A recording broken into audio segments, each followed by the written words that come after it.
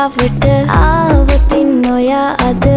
මාගෙම කරගන්නද රහසක් කියලා කිව්වොත් ඔයා මට මාවෙනම් නුඹේ අග රැජිනිය සදහට මං දෙවරක් නොහිතා සැරෙන් සැරේ කෝලෙන් බල බලා ඇසේ අස්සෙන්